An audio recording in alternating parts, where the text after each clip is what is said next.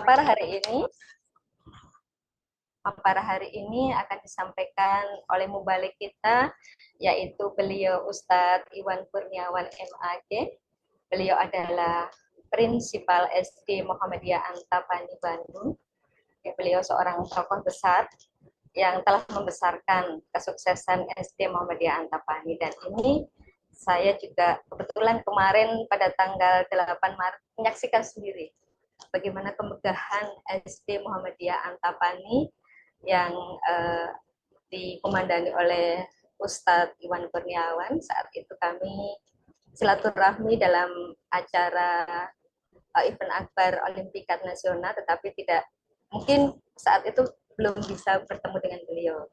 Tapi qadarullah saya pernah bertemu dengan Ustadz Iwan Kurniawan sebanyak 2 kali pada saat itu tahun 2022 ketika kami bertemu di KTT FGM Nasional itu di Jakarta, dan tahun 2023 kami bertemu di GM Yogyakarta. Saya banyak mendapatkan pencerahan dari Ustadz Kurniawan, terutama bagaimana beliau menceritakan tentang bagaimana manajemen hati untuk mengelola sebuah aum pendidikan begitu.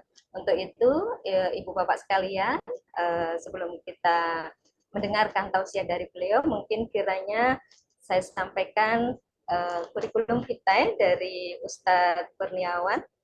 Bahwasanya beliau lahir di Ciamis 28 Juli 1975. Kemudian saat ini beliau sebagai Prinsipal SD Muhammadiyah 7 Bandung. Kemudian riwayat pendidikan beliau dari SD di Bandung ya, ini sampai di S1 di STAI Muhammadiyah dan S2-nya adalah di UIN Sunan Gunung Jati. Pengalaman beraktivitas beliau adalah yang pertama sebagai tutor nasional pendidikan siaga bencana pada program CDISG, kemudian beliau juga merupakan narasumber supervisi pembelajaran IPA di P4TK IPA. Beliau juga merupakan narasumber program sekolah penggerak di Kemdikbudristek. Buku yang pernah ditulis oleh beliau adalah ada beberapa buku, Masya Allah, ini ada 6 karya yang luar biasa beliau tulis, yaitu yang pertama buku tematik modul khusus sekolah, kemudian yang kedua panduan guru pendidikan siaga bencana, yang ketiga pendidikan anti korupsi, dan yang keempat hari-hari bersama Nabi, yang kelima The Teacher, yang keenam berguru di negeri Hangulu. Masya Allah, luar biasa karya beliau. Dan ini juga signifikan dengan prestasi yang beliau torehkan. Ini banyak sekali, ada 8 yang beliau tuliskan di sini, tapi saya yakin masih banyak sekali prestasi yang beliau torehkan, mungkin belum disampaikan di sini ya. Di antaranya adalah yang pertama juara 1 lomba kepala sekolah berprestasi tingkat Kota Bandung 2017. Kemudian juara 1 kepala sekolah berprestasi tingkat Provinsi Jawa Barat 2017. Juara 2 lomba kepala sekolah tingkat nasional 2017. Juara 1 lomba Prospektus tingkat internasional, Masya Allah, ini tahun 2017 juga. Juara 1 lomba BTS Kepala Sekolah Tingkat Nasional 2019, Kepala Sekolah Inspiratif Tingkat Nasional pada 2021, juga berprestasi dalam Outstanding Dedicated Principal on Circular School Initiative dan Best Circular School Creator and Innovator, Masya Allah. Pengalaman berorganisasi beliau sebagai anggota di PGRI, kemudian Ketua FGM Jawa Barat, dan Ketua K3S tingkat kecamatan. Moto hidup beliau, sukses itu saat kita menjadi orang yang paling bermanfaat. Masya Allah.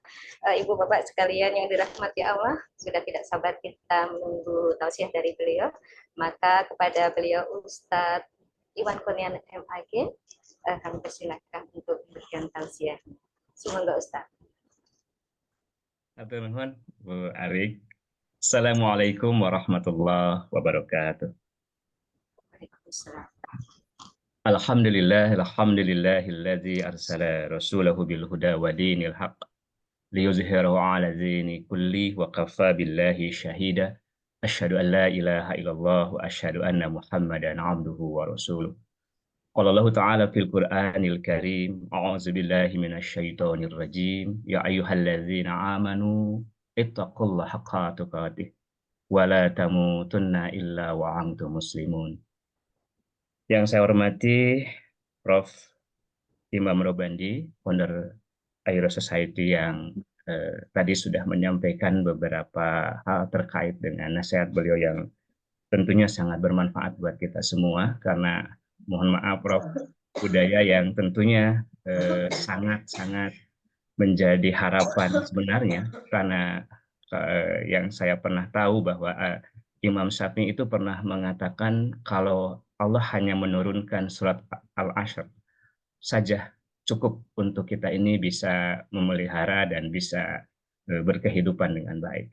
Oleh karena itu, maka terima kasih Prof atas pengingatnya. Mudah-mudahan kita termasuk orang-orang yang selalu menjaga waktu untuk selalu berbuat lebih baik lagi.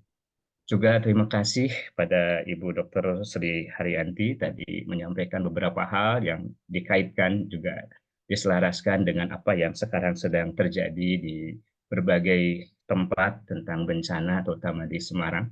Mudah-mudahan bencana ini bisa menjadi sesuatu yang membuat kita meningkatkan keimanan dan ketakwaan serta juga bagi kita yang ada untuk selalu memberikan bantuan apapun bentuknya sampai mudah-mudahan juga kita termasuk orang-orang yang di bulan Ramadan ini selalu meningkatkan nilai-nilai sosial karena memang itu yang kita harapkan.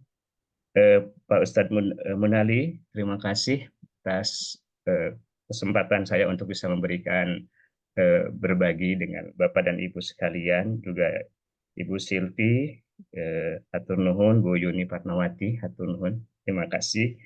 Bu Arik, Hatur Nuhun, Adinda Adi Dewi Prasetyo, serta jamaah Aero Society yang hari ini bisa hadir di Mapara yang ketujuh.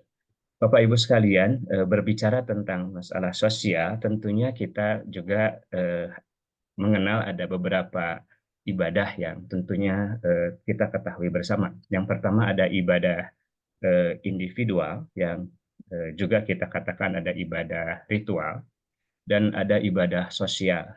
Nah, dalam agama kita tentunya agama kita itu sangat menjunjung tinggi ibadah sosial. Betul bagus memang kalau ibadah ritual kita, ibadah individual kita itu bagus dan akan jauh lebih indah kalau ibadah itu individual itu ditambah diperindah dengan ibadah sosial. Kenapa ibadah sosial lebih punya nilai?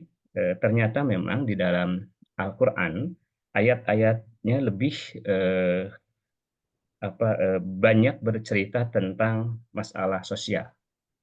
Bahkan kita juga sering mengenal kalau kata iman itu selalu digandengkan dengan amal soleh, amanu wa amilu soleh. Saya kira itu menunjukkan bahwa memang ibadah sosial merupakan ibadah yang tentunya sangat diutamakan di dalam agama kita. Bahkan ibadah yang tentunya ada ibadah vertikal kepada Allah Subhanahu wa taala sebagai hablum minallah, juga ada hablum minanas, ibadah kepada sesama manusia.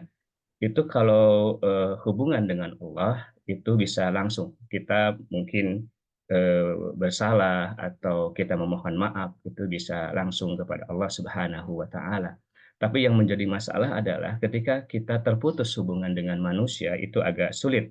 Kenapa? Karena kita harus hubungkan dulu, harus eh, nyambung dulu dengan apa yang menjadi kehilapan dan kealpaan kita, kesalahan kepada manusia. Oleh karena itu maka hubungan vertikal dengan hablum minallah dan hubungan horizontal dengan hablum minannas itu harus menyambung dan tidak boleh terputus. Yang jadi masalah kalau pada Allah itu bisa langsung, tapi kalau pada manusia tentunya kita harus meminta maaf dulu pada manusia tersebut. Oleh karena itu mudah-mudahan kita selalu menghubungkan hablum minanas kita dengan sesama manusia, dengan kerabat, dengan sahabat, dengan keluarga.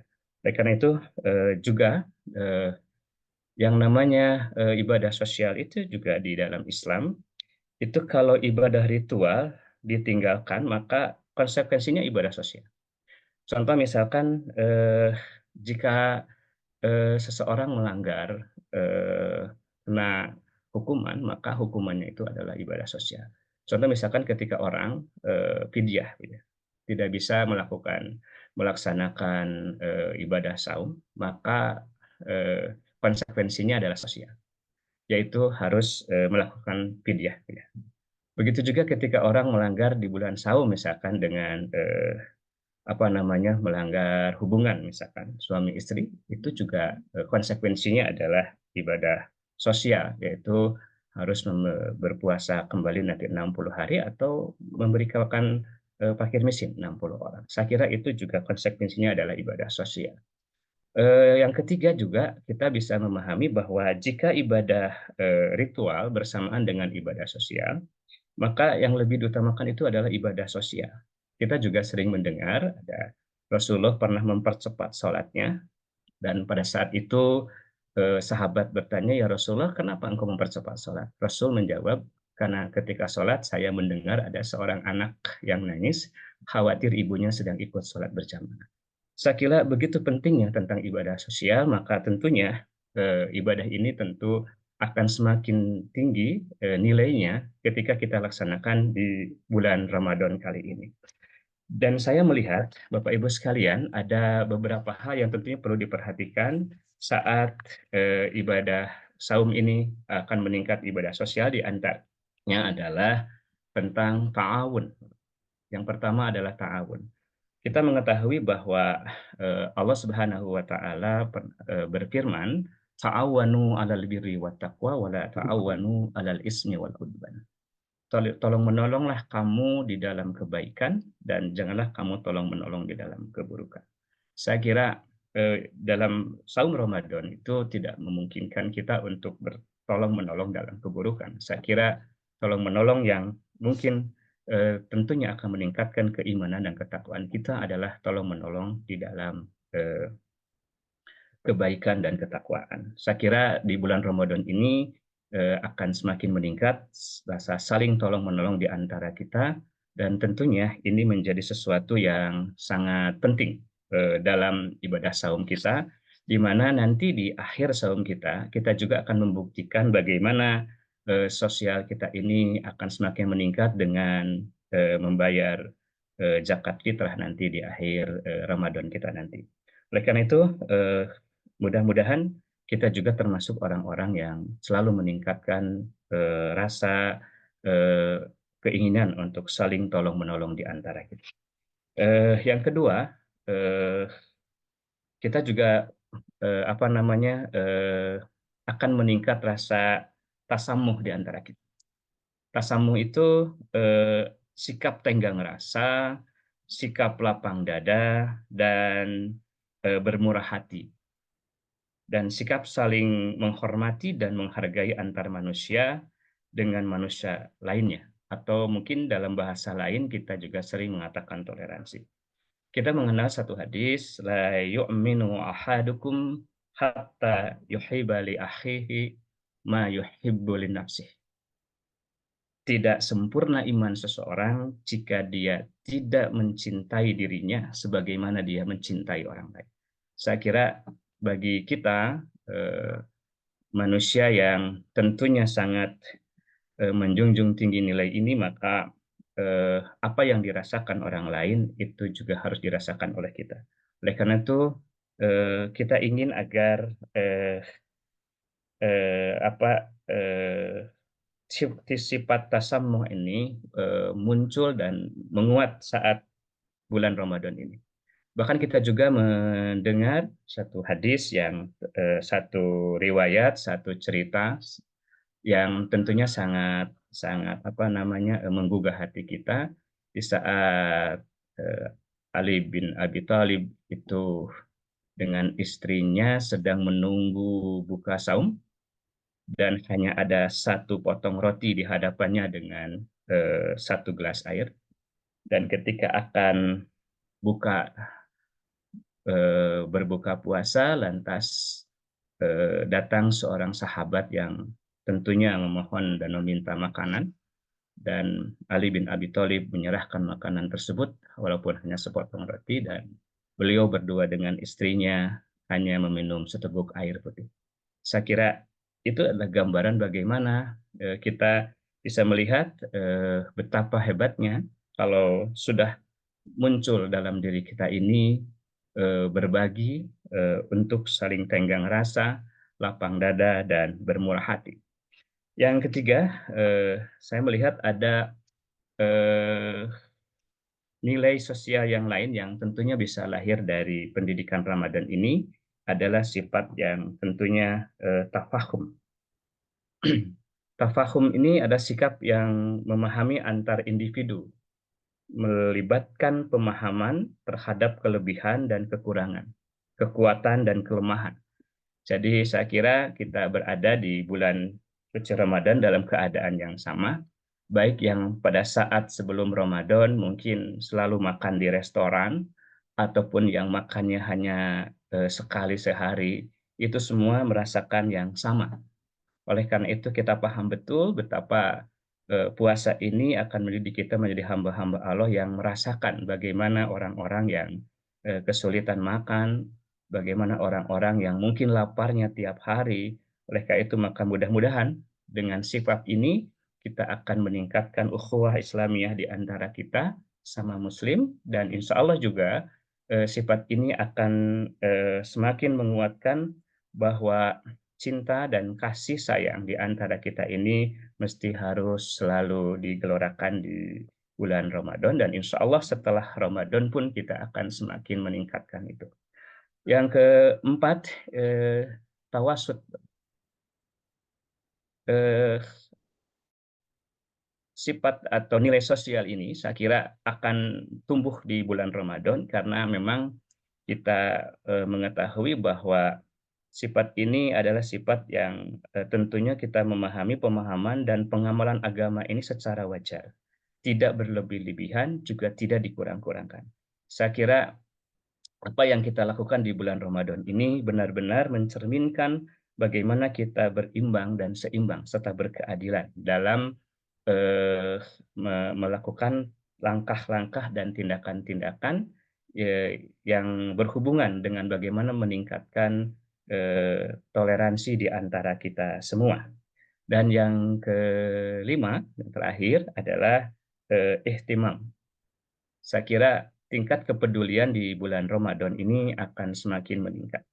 Oleh karena itu, Bapak sekalian, kenapa kepedulian meningkat? Karena saya kira di bulan Ramadan ini adalah bulan berbagi, bulan yang akan menumbuhkan perhatian dan kepedulian terhadap nasib umat Islam di sekitar kita. Dan kita akan selalu mengeluarkan yang terbaik untuk membantu dan menolong sesama Muslim di bulan Ramadan ini.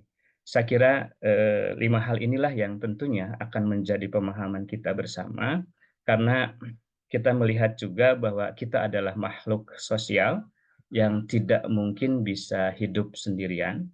Kita adalah makhluk yang tentunya sejak diciptakan oleh Yang Maha Kuasa, walaupun kita memahami betul bahwa ketika Allah menciptakan Adam alaihi salam, lalu malaikat berkata dan bertanya, kenapa engkau akan menciptakan makhluk yang hanya akan berbuat kerusakan dan menumpahkan darah? Maka Allah menjawab dengan jawaban yang sangat indah, aku lebih tahu dari apa yang tidak kamu ketahui. Oleh karena itu maka Allah menciptakan yang namanya Adam, dan Adam itu adalah makhluk yang cerdas. Wa 'allama Adam al-asma'a kullaha tsumma 'aradahum 'alal malaikah.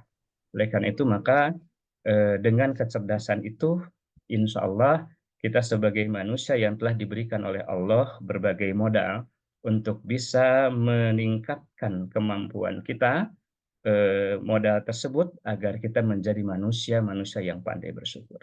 Oleh karena itu maka 3 modal yang Allah berikan, wallahu akhrajakum min butuni ummahatikum la ta'lamuna syai'a wa ja'ala lakumus sam'a wal absara wal afidah la'allakum tashkurun. Oleh karena itu kita akan meningkatkan kemampuan kita yang telah diberikan oleh Allah berupa pendengaran, penglihatan, dan hati nurani ini agar kita menjadi hamba-hamba Allah yang senantiasa bersyukur dan tentunya hamba-hamba Allah yang selalu meningkatkan kepedulian kita kepada sesama umat yang ada di dunia ini. Bapak Ibu sekalian, saya kira tempat tinggal kita untuk kembali adalah kepada surga nanti. Oleh karena itu, maka Allah menciptakan kita menjadi makhluk sosial untuk kita meningkatkan keimanan dan ketakwaan kita. Karena tidak ada orang yang menjadi orang baik sendirian, tapi kita perlu orang lain agar kita menjadi orang-orang yang baik. Terima kasih, hatur nuhun. Assalamualaikum warahmatullahi wabarakatuh. Waalaikumsalam warahmatullahi wabarakatuh. Baik, jazakallah khairan Ustadz Iwan Kurniawan FAG yang telah memberikan tausiahnya pada pagi hari ini. Masya Allah, luar biasa. Banyak sekali pencerahan yang kita dapatkan pada pagi hari ini. Bagaimana langkah-langkah atau kiat-kiat kita untuk meningkatkan nilai-nilai sosial di bulan puasa pada Ramadan tahun ini. Ya, ada beberapa sikap yang beliau sampaikan tadi yang dapat kita jadikan sebagai teladan untuk kita bersikap dan menunjukkan kepedulian sosial kita. Ibu bapak yang dirahmati Allah, monggo kami berikan kesempatan untuk sesi tanya jawab dari ibu bapak 98 partisipan, Masya Allah ya. Jika ada yang ingin bertanya untuk disampaikan kepada Ustadz Iwan Kurniawan, disilakan. Semoga.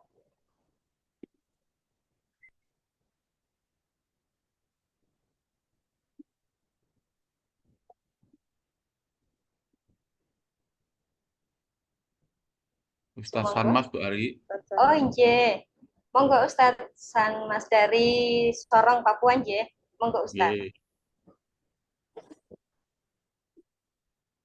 Mungkin kalau tidak ada yang bertanya, saya mengawali. Monggo Ustadz. Baik. Assalamualaikum warahmatullahi wabarakatuh. Waalaikumsalam. Waalaikumsalam warahmatullahi wabarakatuh. Kangen sama Kang Iwan ini, mudah-mudahan bisa ketemu lagi di Antapani. Amin, amin, Pak. Jazakallah khairan. Tentang 5 nilai sosial tadi itu yang disebutkan luar biasa ini.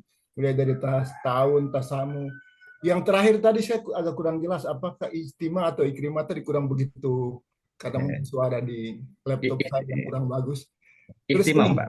Iya. Kepedulian ya, peduli, Pak. Oh, kepedulian. Ya. Baik. Ada satu pengalaman ini, maksudnya dari sifat-sifat ini kemungkinan bisa tumbuh. Kalau sebenarnya kan bisa diawali dengan yang satu yang tidak boleh dianggap sepele, itu tentang ta'aruf. Kenal ini, ya. Kan tidak mungkin berbuat kalau tidak kenal. Saya kasih contoh di pengalaman di masjid saya ini, sudah jamaah sampai ada yang bertahun-tahun ketemu orang tapi tidak tahu namanya siapa ini. Kekurangan saya. Ini untuk mengurangi atau menghindari kesungkanan gitu. Gimana kalau misalnya yang sering ketemu itu kita bisa tahu namanya? Ya. Biar lebih akrab begitu. Mungkin betul. Kang Iwan punya pengalaman, monggo bisa dibagi. Ya. Baik, demikian saja pertanyaan singkat dari saya mengawali. Amin. Makasih, Pak Ustadz.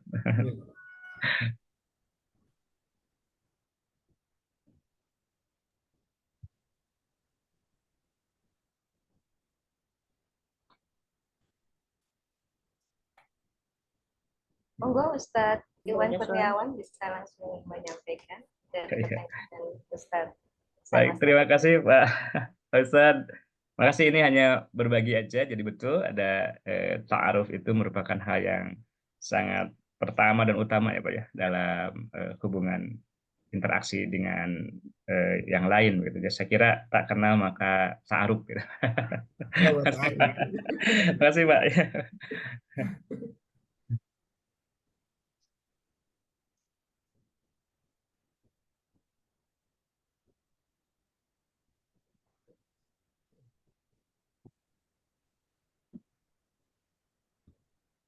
ada solusi mungkin kalau yang ini. Saya kan termasuk orang yang sungkan gitu. Maksudnya jamaah saya itu sudah sering sholat berjamaah, tapi kok bisa tidak tahu namanya itu yang kadang-kadang sungkan mau. Padahal tahu orangnya, ini jamaah saya di masjid, maksudnya sama-sama. Tapi kayak sungkan mau saling kenalan begitu. Itu mungkin ada cara yang cepatnya gimana gitu ya. Begini Pak Sanmas, Iya. satu, Mm. kita belum punya habitat atau habit. Pada saat kita bertemu itu menyampaikan salam. Itu tidak banyak. Misalnya ada pegawai di kantor sedang duduk. Terus ada orang masuk. Itu ya langsung hey atau apa, tidak. Langsung yang ditanyakan itu masalah. Gimana kemarin pekerjaan gitu. Tidak langsung assalamualaikum, selamat pagi atau hello, itu enggak. Itu sering banyak terjadi. Itu kalau di TK Jepang itu ditanyakan kalau anak kecil itu belum mana aisatsumu, mana salamu gitu. Nah, itu satu. Yang kedua, misalnya begini, ini banyak. Ini sering saya latih. Siapapun tamu saya latih ya ke tempat saya. Misalnya begini. Mas Iwan dengan Ustadz Sanmas datang ke tempat saya barengan. Terus di tempat saya itu ada kawan, ada 3 orang kawan, ya. Jadi ada 3 orang kawan sedang rapat dengan saya, terus Mas Iwan dengan Pak Sanmas masuk, teng. Ini langsung saya kenalkan. Ini yang ganteng ini Mas Iwan dari Bandung, dia adalah seorang kepala sekolah yang hebat dan lain-lain. Dia menguasai ilmu agama dengan baik. Yang kiri ini adalah tokoh masyarakat dari Papua, namanya Muhammad Sanmas. Itu saya biasakan itu. Terus setelah itu saya kenalkan kawan yang di sini. Ini yang di samping saya adalah Ustadz Munali. Dia punya sekolah yang sangat bagus. Yang di sana, yang satunya lagi adalah Bu Retno. Ini tokoh wanita dari Cirebon. Ini satunya lagi adalah Mbak Arik Purwaningsi, itu pengurus anak muda Muhammadiyah di Kabupaten Klaten. Selalu saya begitukan. Jadi jangan sampai omong-omongan sudah terjadi, ya. Kita tidak tahu ini siapa, temannya siapa, itu banyak itu. Sama juga waktu kondangan, misalnya kondangan saya membawa siapa pas bareng-bareng begitu, saya sedang ngobrol ketemu teman lama, bla bla bla bla, ada 2 orang, tahu-tahu orang baru masuk ke omongan saya. Saya kenalkan yang baru datang ini namanya saya gini, ini namanya Ibu Dr. Sri Haryanti, rumahnya Semarang. Ya kebetulan aja sekarang sedang banjir misalnya. Yang satu yang cantik ini juga, ini namanya Mbak Yuni, ini dari Jember, bla bla bla. Setelah itu saya kenalkan yang di depan saya yang ngobrol awal. Ini yang di depan kita semua adalah tokoh-tokoh hebat. Ini ada namanya Jamaluddin Arif, dia itu tokoh di Sulawesi Tengah. Ini ada yang namanya dan lain-lain itu. Itu selalu saya. Jadi tidak boleh omong-omongan sudah berlangsung 10 menit, kita tidak kenal. Itu habitat begitu atau habit begitu, itu perlu kita biasakan. Nah, kalau ujuk-ujuk kenalan kan tidak mudah orang Indonesia. Ujuk-ujuk ngajak salaman, saya Imam, terus sana ngaku lagi saya Iwan, gitu kan enggak jarang itu terjadi. Nah, kita yang punya konektivitas dengan sebelah kiri, kita punya konektivitas sebelah kanan, kita yang memulai itu, ya. Ini namanya Silvi, ini di samping menjadi penulis juga dia menjadi istrinya Pak Munali misalnya, ya. Seperti itu. Jadi apa namanya? Kita sebagai konduktornya ini. Dan saya itu sering loh. Saya misalnya begini. Saya tahu-tahu ketemu temannya Pak Sanmas. Ketemu Pak Sanmas. Pak Sanmas itu punya teman 3. Itu oleh Pak Sanmas saya nggak dikenalkan. Jadi saya langsung, Pak Sanmas langsung ngobrol dengan saya itu. Yang 3 ini siapa? Itu kita tidak mengenal. Pak Sanmas juga tidak mengenalkan. Nah, yang seperti ini mulai sekarang coba latihan. Ya. Saya Pak Munali juga dulu gitu. Pak Munali sedang ngobrol dengan gurunya 3. Saya ketemu Pak Munali. Ya Pak Munali saya langsung ngobrolnya dengan saya. Saya juga ya ini 3 orang itu siapa, saya juga nggak tahu. Ini adalah apa kode-kode atau model-model aktivitas sosial yang kita belum lancar sampai hari ini. Sama dengan Pak Salma di Masjid ITS kita setiap hari salaman, setelah sholat salaman, tapi juga nggak kenal itu salaman. Lalu kita sedang berzikir diajak salaman kan nggak mungkin kenalan kamu siapa kan. Tetapi setelah zikir selesai, kita selesai ya mereka pulang nggak teruskan proses tadi itu. Maaf Pak, tadi salaman nama saya, yang nggak langsung hilang tadi yang salaman saya siapa ya itu hilang. Nah ini mulai sekarang dari siswa. Kalau di Jepang diajari, kalau di kita belajar bahasa Jepang saja sudah diajari. Atashiwa Imam Des, Tomodachi na kara Indonesia kara Korea kare wa ne gitu. Berarti ini siapa? Itu di kaiwa, di conversation itu ada semua. Jadi kita terbiasa mengenalkan sebelum berbicara lebih lanjut. Berdiri begini. Terima kasih Bapak Ibu semua. Saya akan mengenalkan kawan saya yang 4 ini ya. Ya nanti gitu. Seperti nah itu mulai coba sekarang. Kita sebagai personal yang sentral di situ, yang tahu kanan kiri itu yang memulai. Kalau itu mulai dibangun ya oke semua. Tapi saya percaya suatu saat peradaban ini akan jadi. Contoh paling kedua. Dulu apa ada kepala sekolah kenal antara Pak Sanmas dengan Mas Iwan dengan Mas Munali dengan Mbak Arik apa kenal? Waktu saya tahun 2006 memulai, begini Mas Iwan ya. Kepala sekolah Jawa Timur saya undang 977 kepala sekolah. Biur, Jember campur Jember, Surabaya campur Surabaya, terus Madiun campur Madiun. Terus setelah itu, setelah istirahat, staf di PWM di Dasmen saya kira kan, nanti diacak, tidak boleh model sektarian begini nih, model-model gerombol di daerahnya masing-masing. Terus saya langsung Madiun campur Surabaya, campur Sidoarjo, campur macam-macam satu bangku. Itu setelah terjadi satu bangku, Mas Iwan, saya biarkan 1 jam. 1 jam saya tanya, kamu kenal ini dengan ini? Enggak Pak. Loh, kamu sudah duduk 1 jam enggak kenalan? Enggak. Saya beri waktu 5 menit kenalan yang satu meja itu. Jadi satu meja pada kenalan.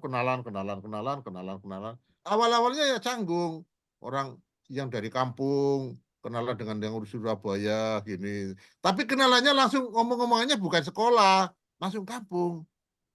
Nanti Mas, Ponorogo. Ponorogonya mana? Jadi begitu. Nah, ya karena karakter komunal dari kampungnya itu, yang dari Ponorogo juga gitu. Surabayanya mana? Lah ngapain nanya Surabaya mana? Kan enggak penting sebetulnya kan. Saya tanya ke saya, kan tanya, Pak Imam itu Surabaya mana? Kamu Surabayanya yang tahu mana? Saya jawab gitu. Saya belum pernah Surabaya. Ya enggak saya jawab, paling kamu saya jawab juga enggak tahu gitu. Ya kan? Dan lain-lain. Nah, ini penting nanti Mas Iwan. Jadi jangan berkira itu sekarang Mas Iwan dengan Mas Arik, Mbak Arik ini ketemu kenal itu era-era 2006 ke sana tidak ada itu.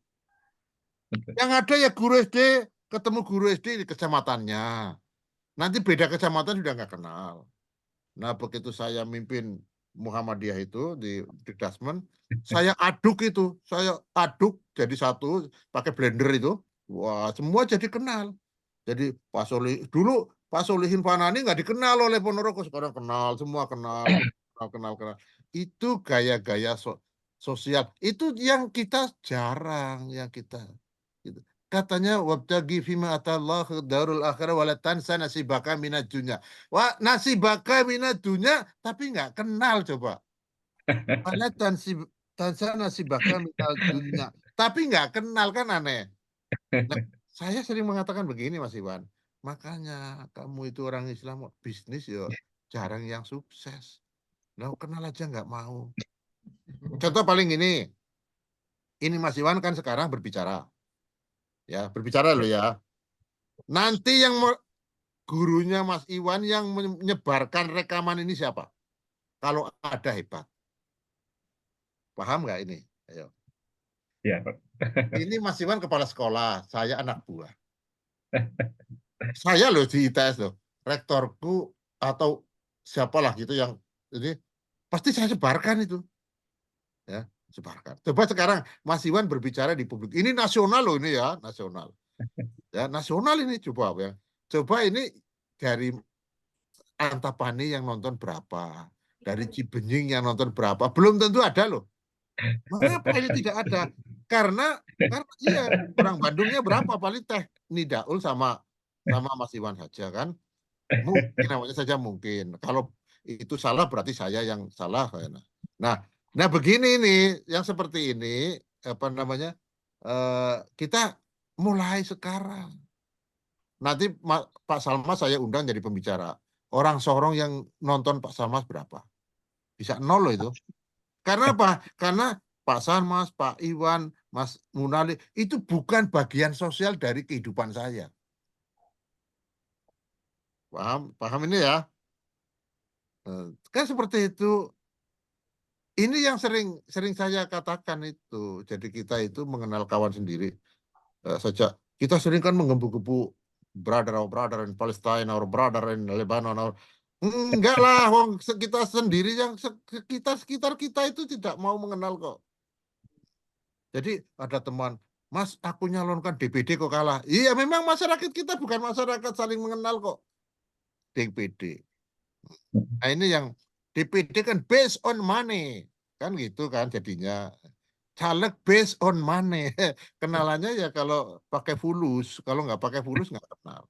Nah ini mungkin ini, lah Airo tidak mendidik begini. Walaupun kita tidak berjumpa dengan orangnya, saya dengan Mbak Yuni kan belum tentu ketemu orangnya, tapi sudah kenal namanya.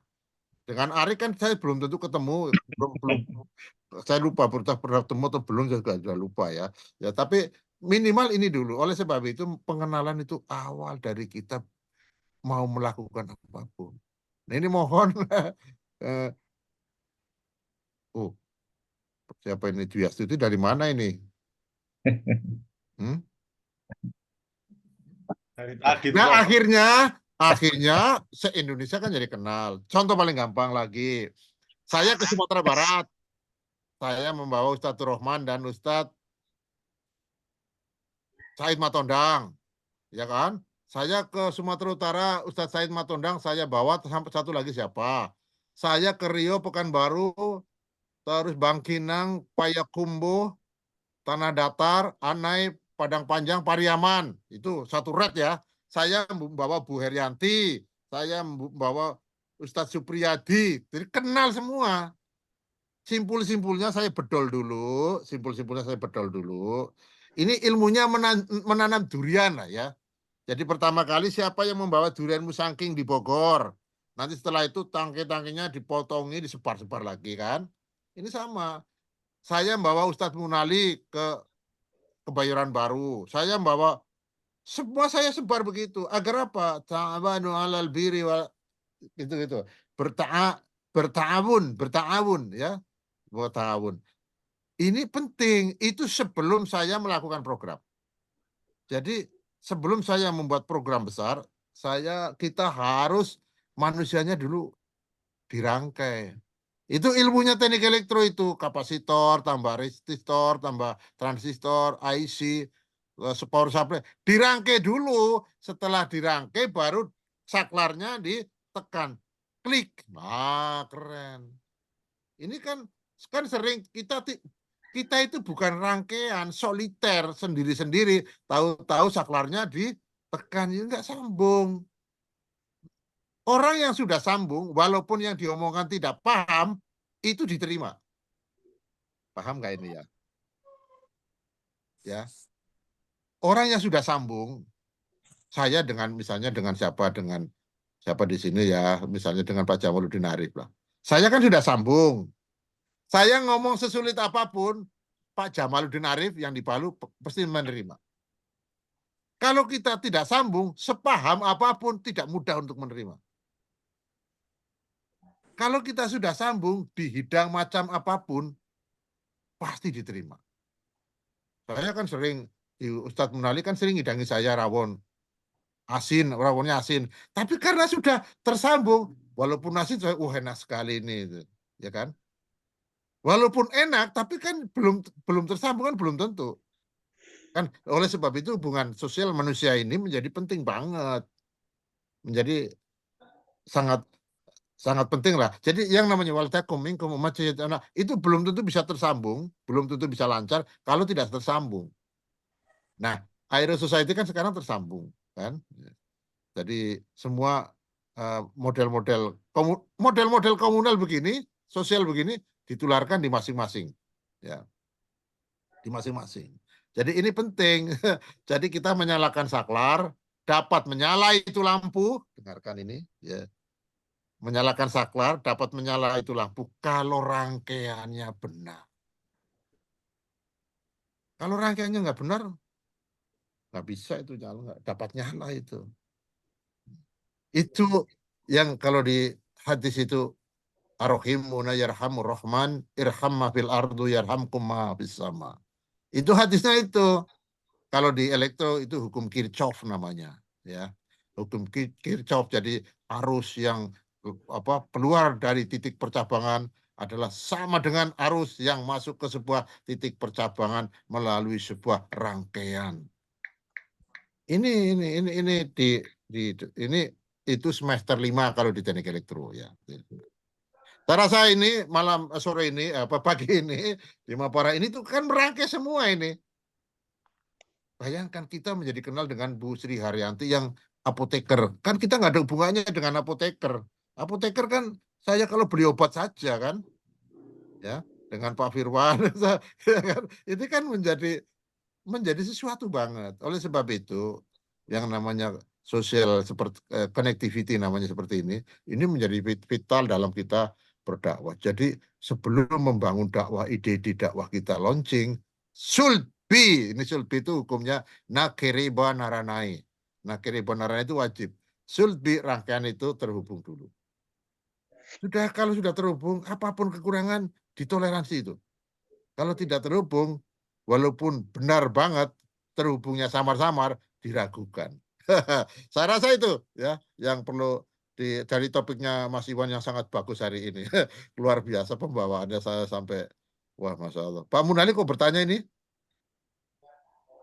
Masih, Rob. Iya, Bro. Mau ini. Terima kasih. Assalamualaikum warahmatullahi wabarakatuh. Assalamualaikum warahmatullahi wabarakatuh. Tadi sepertinya sudah dijelaskan oleh Prof. Imam. Jadi mengambil yang sudah disampaikan Prof. Imam dan Ustadz Iwan tadi, termasuk Pak Yai Sarmas itu, terkait dengan sosial dalam Islam kita sebagai representasi itu, Prof. Jadi saya memang kadang-kadang saya menyampaikan gini, aduh saya ini salah kadang-kadang kenal dengan Prof. Imam itu. Jadi saya pernah diajak Prof. Imam itu dikenalkan semua orang, ya pejabat terutama di ITS itu saat saya datang.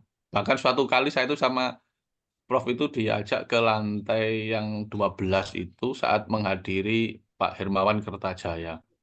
Nah, karena beliau mengenalkan dengan beberapa apa ya istilahnya ujian itu, kadang-kadang kita juga menjadi takut sebetulnya. Jadi kita nggak kenal dengan temannya Prof Imam yang itu kita dikenalkan ini Pak Doktor calon ini dan seterusnya itu. Nah, itu ternyata bagian dari yang hari ini memang coba kita lakukan. Jadi setiap kali ada tamu, kita mencoba siapapun yang dengan kita agar tidak terulang lagi. Tiba-tiba sudah jagongan hampir 1 jam mau pulang, baru tanya, loh jenengan tadi namanya siapa? Lah itu kan juga nah, karena kita sebagai orang Islam, maksudnya gini Pak Iwan, karena alhamdulillah saya pernah juga bertemu dengan beliau, Pak Iwan itu, maksud saya begini. Kadang-kadang kita itu, tadi Pak Iwan bilang, kita adalah representasi dari Al-Quran, atau kita representasi dari Islam itu sendiri. Nah, kadang-kadang kita melihat teman kita yang orang Islam berperilaku, kadang-kadang kan kita malu sendiri, karena itu perilakunya yang tidak mencerminkan kepribadian Islam. Nah, ini juga sering terjadi. Nah, saya hanya ini untuk mengurangi rasa, akhirnya agar kita juga menutup dari persepsi orang itu, agar bahwa orang Islam itu yang betul itu yang namanya malah tidak Islami gitu. Namanya Iwan Kurniawan. Kalau namanya Imam Robani sudah Islami, pasti sudah cerminan Islam. Nah, tapi kalau namanya Iwan Kurniawan, namanya Munali, ini kan bukan cerminan dari nama-nama yang melekat di Al-Qur'an. Nah, maksud saya caranya Pak Iwan untuk di Bandung sendiri.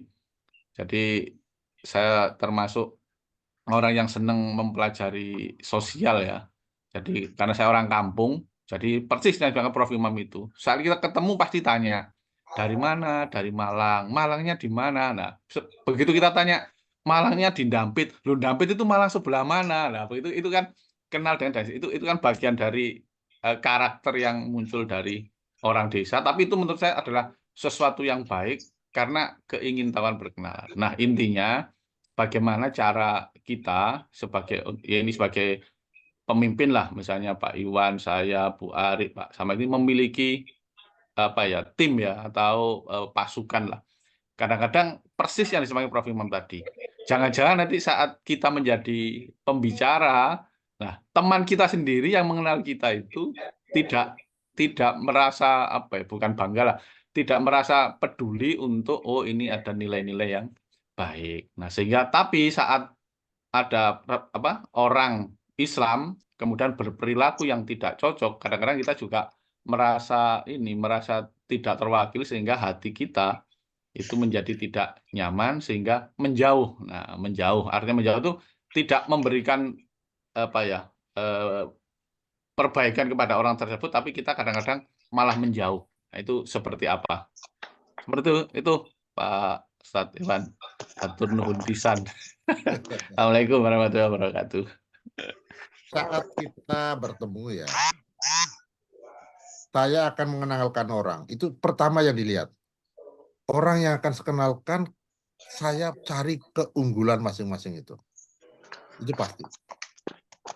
Karena mengenalkan oke, normal. Tapi begitu kita mengangkat sebuah keunggulan, nilainya tidak main-main. Misalnya saya membawa Mas Iwan, Mas Munali misalnya, atau Mbak Nidaul itu. Terus ketemu orang lain. Dalam waktu beberapa detik, saya harus mengenalkan 3 orang ini plus keunggulan yang ada. Pasti itu. Karena itu akan membawa dampak, kecuali waktunya tidak ada ya sudah. Bla bla bla bla gitu aja. Tapi pasti tidak mungkin. Ini namanya Mas Munali titik itu enggak mungkin. Ini Mas Munali dari Malang, dia adalah kepala sekolah yang sangat hebat, gedungnya tinggi-tinggi dan luas sekolahnya sangat luas. Yang sebelah kini adalah Mas Iwan, ini adalah tokoh Jawa Barat, tokoh Sunda, kepala sekolah yang sekolahnya terbaik di Jawa Barat. Pasti sangat gitu. Ini Mbak Nidaul, ini adalah kader muda Muhammadiyah, jadi wilayah Muhammadiyah Jawa Barat. Dia seorang doktor dan menjadi dosen di Universitas Pendidikan Indonesia. Itu pasti saya ambil. Nggak mungkin kosongan. Ini Arik Purwaningsi, dia adalah Rois ya di Madrasah Ibtidaiyah di sebuah desa di Srebegan. Sekolahnya sangat bagus dan prestasinya luar biasa, dan dia sekarang menjadi aktivis di Muhammadiyah. Pasti harus ngangkat itu pada saat mengenalkan. Itu semua akan mengambil sebuah kesan. Oh, ini yang dibawa berarti bukan manusia rata-rata. Ya. Tidak mungkin hanya ini Jamaluddin Arif titik selesai, ini Yuni titik selesai, itu nggak punya makna itu. Yuni, kalau Yuni di tempat saya juga banyak Yuni kan gitu kan. Ya. Pasti harus ada. Ini namanya Pak Kiai Sanmas, dia adalah tokoh dari Sorong di Papua Barat Daya sana. Dia seorang aktivis pergerakan Persyarikatan Muhammadiyah dan aktivis sosial yang lain di Kota Sorong. Ya, pasti itu ada itu. Itu yang ngajari saya guru-guru saya dulu di Jepang itu. Saya selalu mesti gini, ini Imam Rubandi orangnya hebat dari sekolah namanya ITS. ITS itu perguruan tinggi hebat di Indonesia. Selalu dikatakan gitu.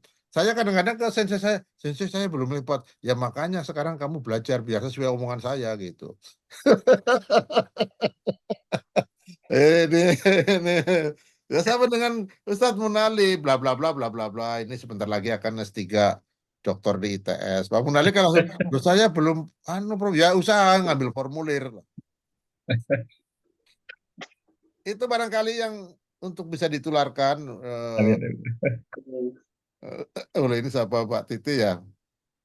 Oh ini apa ini jadi ingat saat di Nordik Solo memperkenalkan Prof Imam ke bla bla bla. Ya ya seperti itu. Nah seperti itu harus jangan hilangi rasa canggung, hilangi kenalkan saja apa yang kita kenalkan. Banyak kenangan teman-teman kuliahnya kan di Pira anunya pira. Oke, sudah 235 udah beres. Nah, Ya ini Bu Winar. Dwi Astuti dari mana sih ini? Semarang atau Kuala Pembuang? Mbak Nida dari mana? Dari Sragen, Oh, Sragen jauh sekali ya.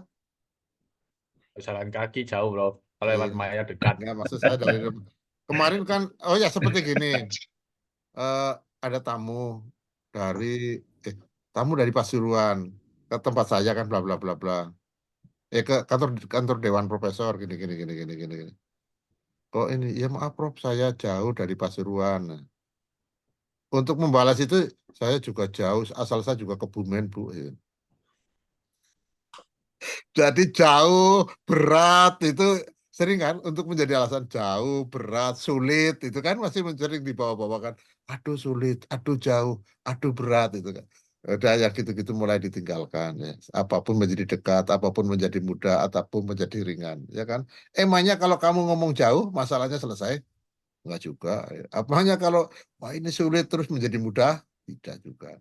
Jadi karena diomongkan dengan tidak diomongkan juga sami mawon atau sama saja, mending tidak usah diomong. Loh ini Mbak Nidal angkat tangan ini menyerah atau bertanya nih?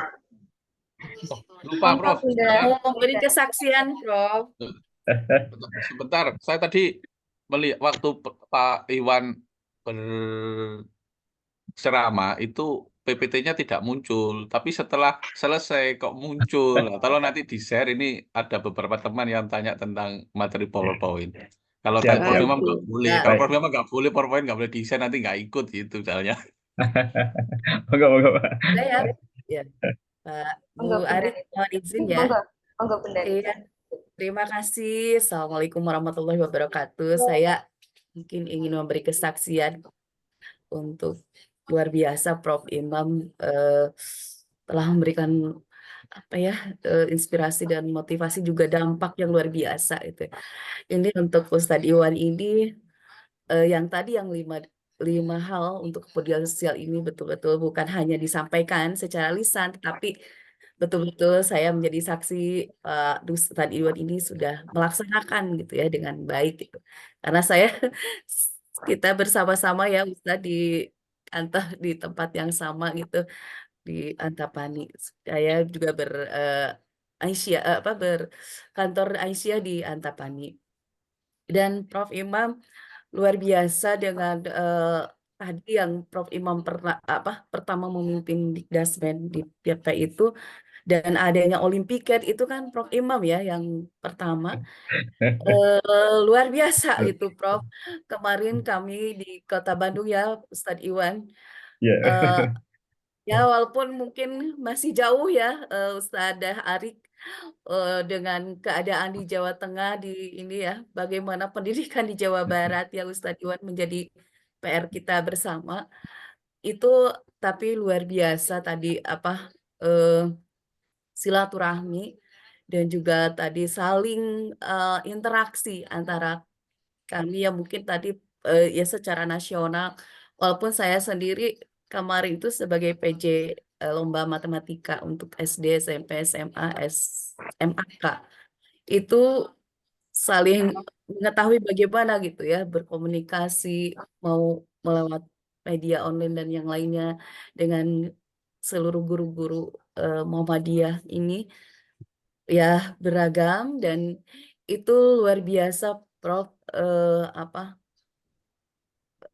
dampak yang kami dapatkan dan juga tentunya ini untuk pendidikan Muhammadiyah sendiri hanya sayang mungkin apa yang Prof Imam awal tujukan untuk bagaimana sih sebenarnya Olimpiade ini ataupun juga apa yang sudah Prof. Imam eh, rancang tadi ya, rangkaian-rangkaian tadi itu, apakah sekarang masih sesuai gitu ya atau bagaimana gitu Prof. Nah, karena Prof. Imam sendiri kan Iya. sudah tidak ada dalam sudah tidak ikut lagi dalam menyusun rangkaian-rangkaian tadi gitu Prof. Ya begini Jadi begini. Profnya tuh bagaimana gitu. Begini, Itu begini, Prof. gini. Terima kasih Pak Ustadz Iman, Prof. Imam. Sebetulnya iya. Jadi begini, waktu itu saya begini, saya baru pulang dari Jepang, ditanya oleh istri saya, prioritas kamu itu apa nanti pulang Indonesia? Itu tahun 2001. Baru saya begini, saya akan memajukan, tenaga saya akan saya berikan ke umat Islam, karena Indonesia paling banyak adalah umat Islam. Nggak tahu itu nanti Muhammadiyah atau NU, saya siap membantu karena itu organisasi Islam terbesar. Yang kedua, siapapun nanti yang saya tidak masalah, saya kalau sudah totalitas itu total.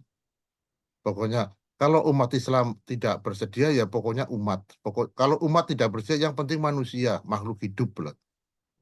Kalau manusia sudah nggak mau ya sudah hewan tak saya bantu, pohon-pohon juga saya bantu. Saya gitu waktu itu gitu. Karena saya merasa bersyukur bahwa saya itu diberi banyak sekali kemudahan.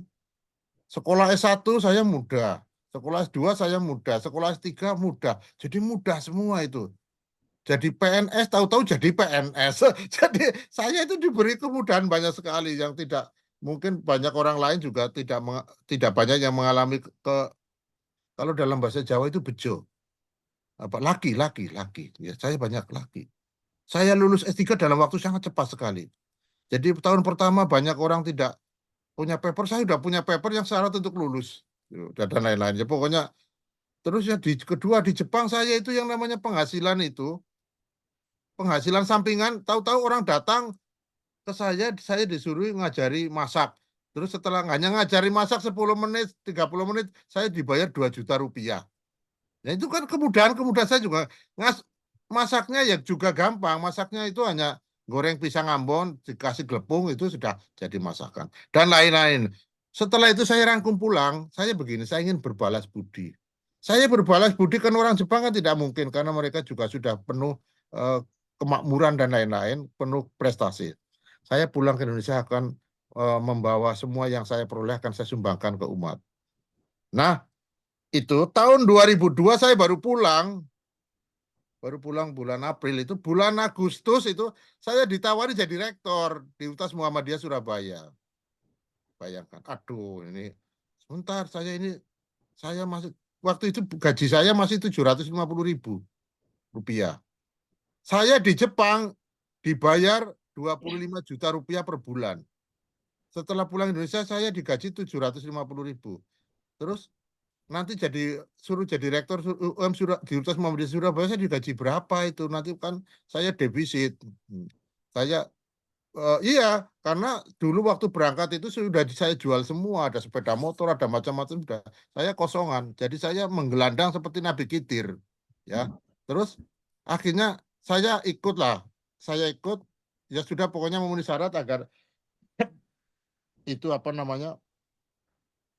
suksesi di Universitas Muhammadiyah lancar. Setelah itu saya gagal dan saya dijadikan wakil rektor 2. Sebetulnya saya nggak mau itu jadi wakil rektor 2 itu. Tapi Profesor Din Samsudin ke saya, ini udahlah Mas, ibadah gitu.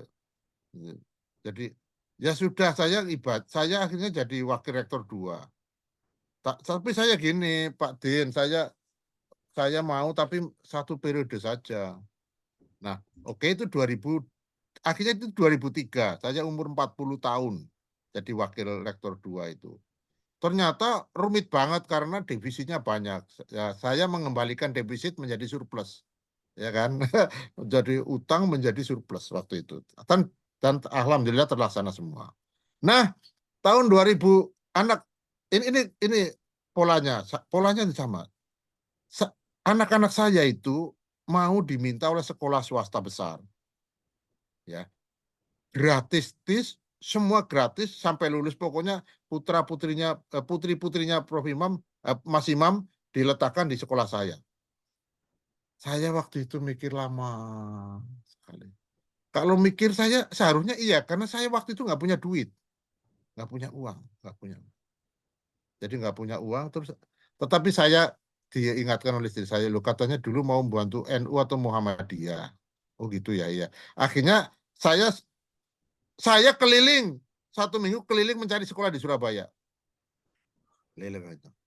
Yang ternyata anak saya tidak satupun sekolah itu dipilih oleh anak saya Laras itu.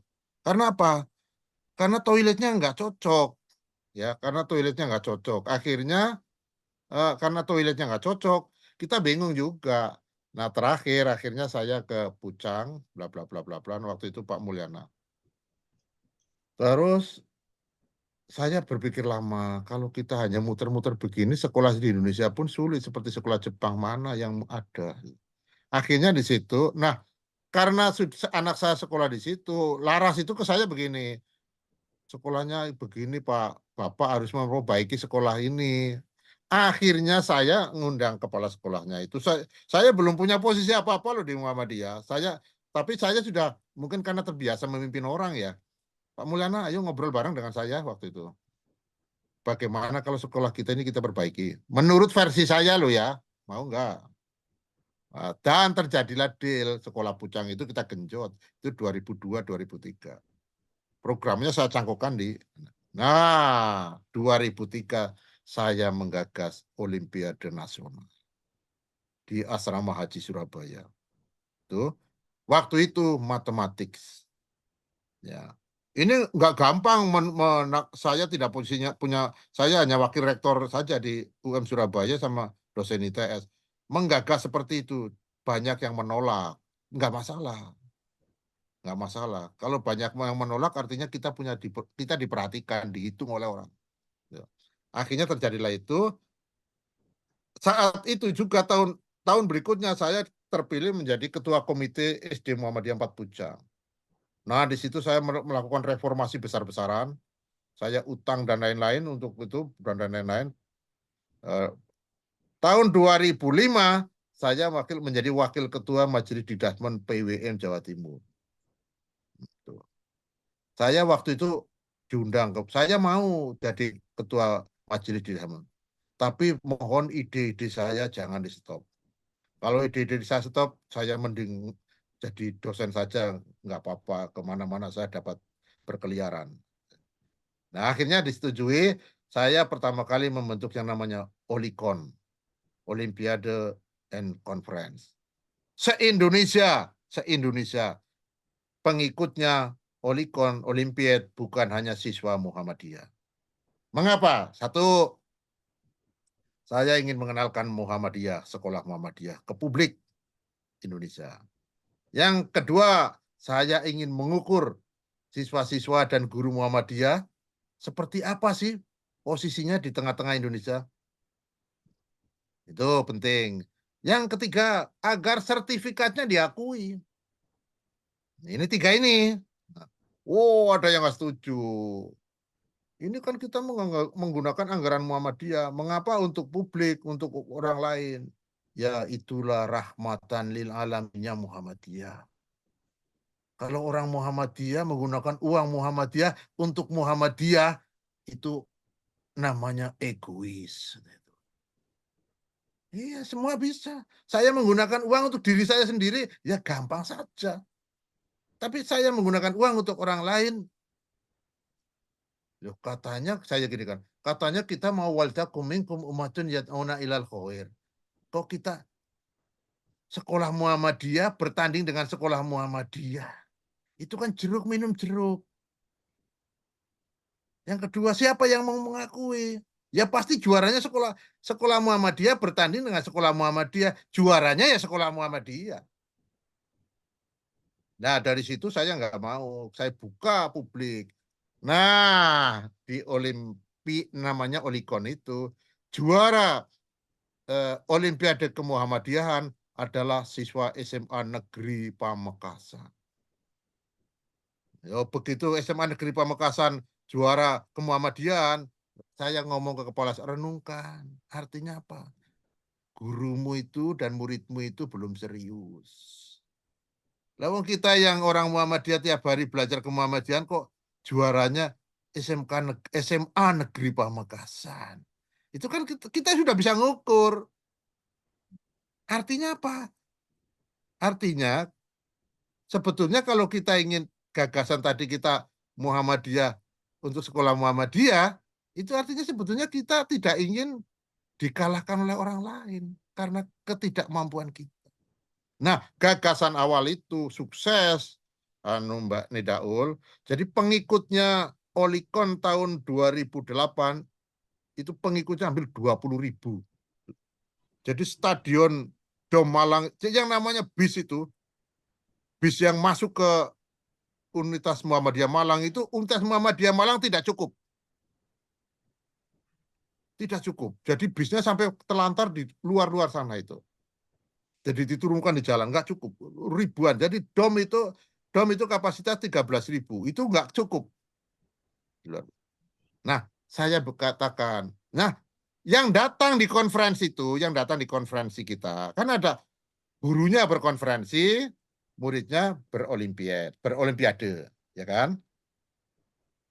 200 kursi yang datang di dom itu, 200 kursi, saya gratiskan ke sekolah-sekolah, ke para guru, ke para kepala sekolah selain sekolah Muhammadiyah.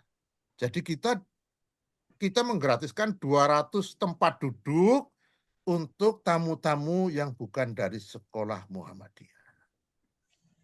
Ya kan? Oh, ada yang protes gini. Itu adalah karakter Muhammadiyah yang selalu filantropi terhadap orang lain. Kapan kita akan berpahala? Banyak yang tidak suka. Oke, jalan. Sukses besar. Profesor Yahya Muhaimin kaget itu melihat itu. Ketua Dikdasmen PP. Mas Imam ini kok bisa begini gimana? Bisa dan tidak bisa itu hanya tergantung cita-cita. Kita cita-citanya kepengen kecil ya jadilah kecil. Kita pengen besar ya besar. Ingat Prof. Yahya ini bukan hanya orang Muhammadiyah saja. Ini yang namanya Muhammadiyah rasa Indonesia. Gitu kan. Ada sekolah Hindu, ada sekolah Katolik, ada sekolah masuk ke situ semua. Bertanding, ayo berani enggak dengan sekolah Muhammadiyah? Itu kalau bertanding dan sekolah Muhammadiyah menangnya menang beneran. Tapi kalau SD Pucang ngalahkan SD Gunung Kidul yang di pucuk gunung, ya enggak hebat. Wong sekolah yang di gunung itu bergurunya ke Pucang kok dikalahkan oleh Pucang, itu hebatnya di mana? Sekolah dari Garut berguru ke Antapani, terus dikalahkan oleh Antapani, itu kan aneh. Itu kan sama dengan adiknya berguru ke kakaknya, terus kakaknya memenangkan adiknya, coba bangganya di mana? Itu saja. Ini nyata. Saya makanya ke Pak Munali kan sering pamer, ini loh aku dapat dari Olimpiade, ya nggak heran loh, bergurunya ke Pak Munali kok setelah berguru ke Pak Munali kok dikalahkan oleh Pak Munali, itu ilmu dari mana itu? Ayo diajak bareng-bareng, maju bareng, jangan saling mengalahkan secara seperti itu. Itu saya. Nah, banyak orang Muhammadiyah nggak setuju dengan pemikiran saya, boleh.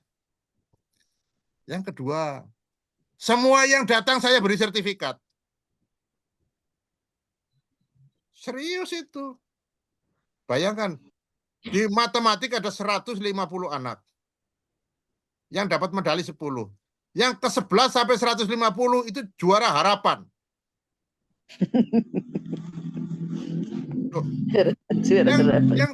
Yang kalah itu yang tidak datang, yang di rumah saja.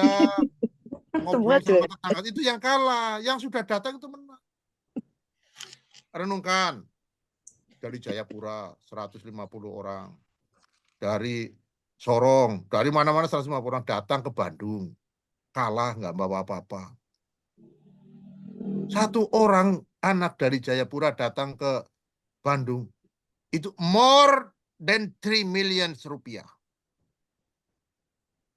Sertifikat aja nggak dapat. Ayo, renungkan. Beda dengan orang dari Tasikmalaya cuma naik angkot dari Indihiyang ke Bandung cuma berapa seret, dapat sertifikat. Yang dari Bintuni, Jayapura, terus mana itu, Sorong, Raja Empat, Merauke datang ke Bandung bertanding dengan sekolahnya Mas Iwan, ya kalah.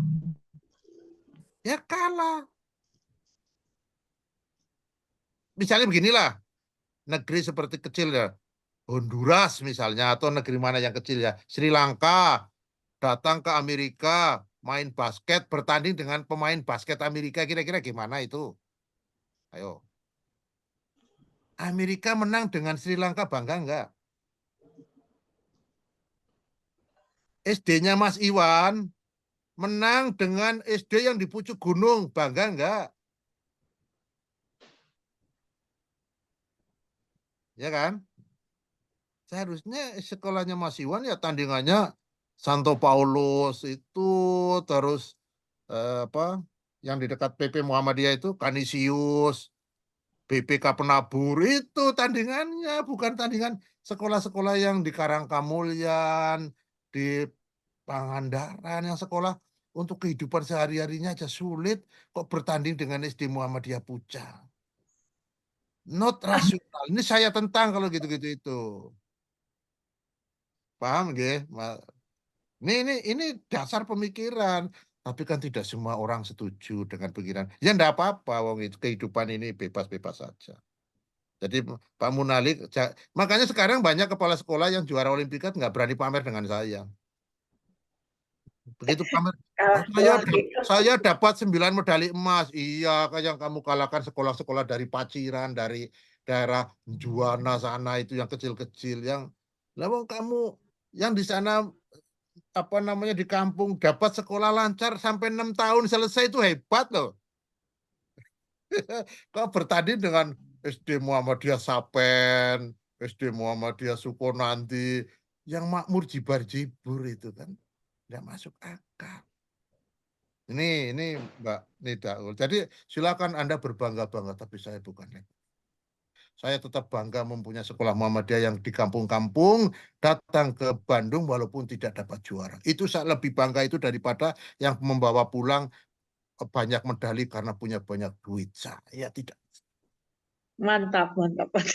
Yes. SD Bu Herianti, SMP Muga Brajan. Loh itu SMP yang duitnya sampai di halaman-halaman kok. Sampai pohon pulenya harga 19 juta kok. Bertanding dengan SMP yang di daerah pedalaman Kalimantan, yang untuk ahnan walawahnin, untuk hidup sehari-hari aja sulit. Kok tega-teganya Bu Herianti ngalahkan sekolah-sekolah seperti itu? Saya coba tanyakan ke hati masing-masing.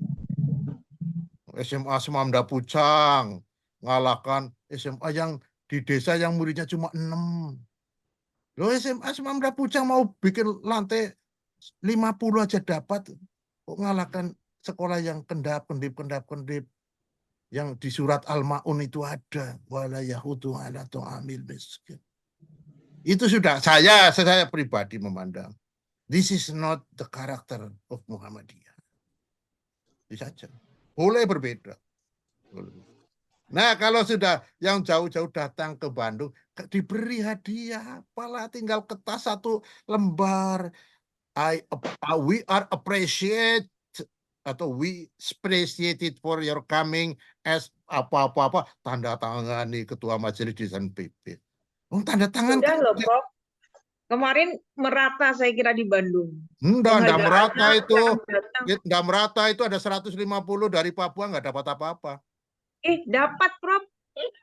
Jadi itu yang dapat. Akhirnya begini, sekarang predikat dapat di Bandung. Sudah jadi bagus. Begini, 1, pola hadiah dibetulkan. 2, di-open untuk publik. Tuh, di-open untuk publik. Jadi coba bacanya, anak-anak Muhammadiyah baca Al-Qur'annya tandingan dengan anak NU pinter mana? Ayo.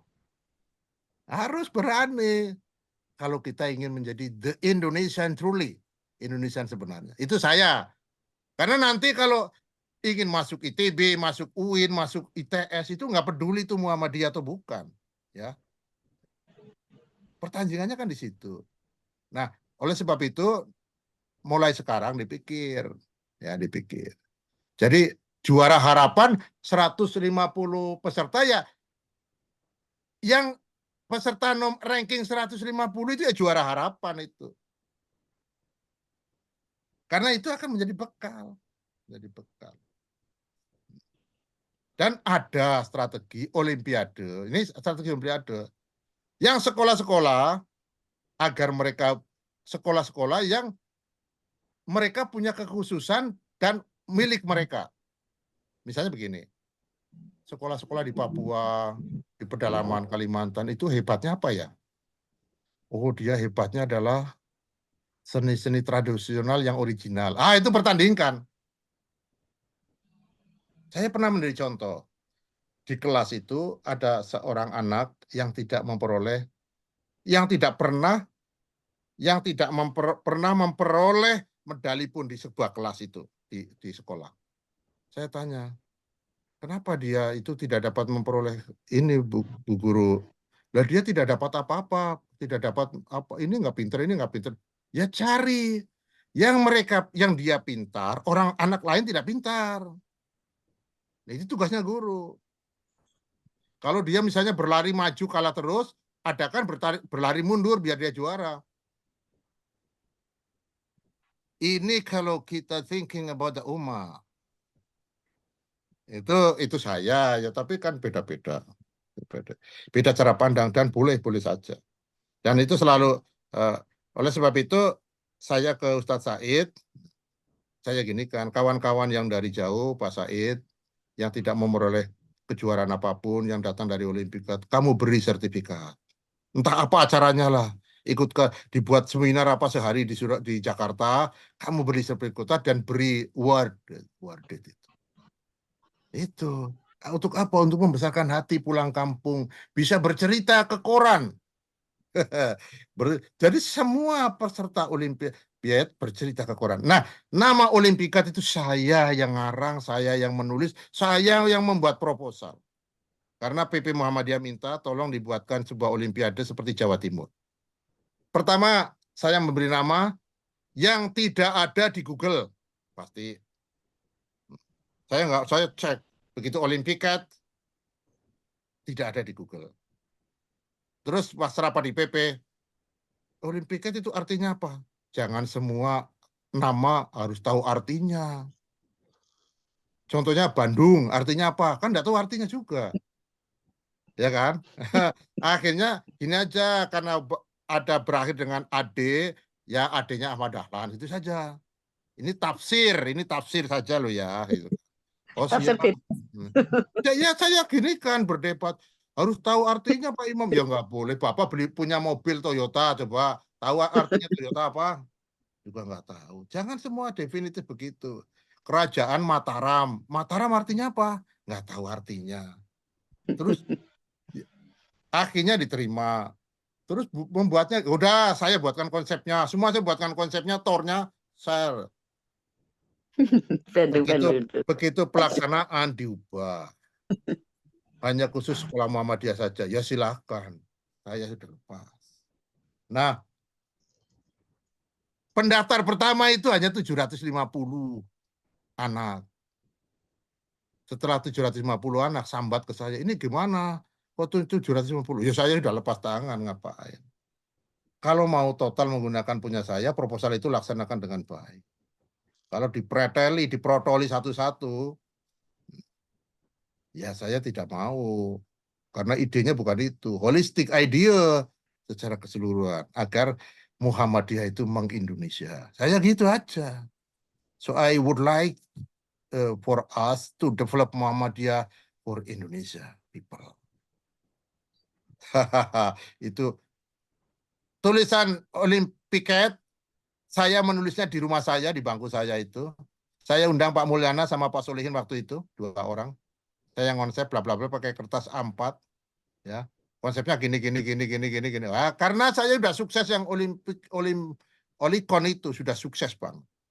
Jadi membuat Olimpiket saya hanya 15 menit. Just 15 minutes. Ya. Terus saya presentasi di PP Muhammadiyah.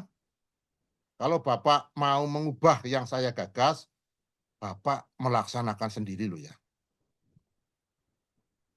Jadi kalau berani rokok, berani rokoknya, harus berani bungkusnya.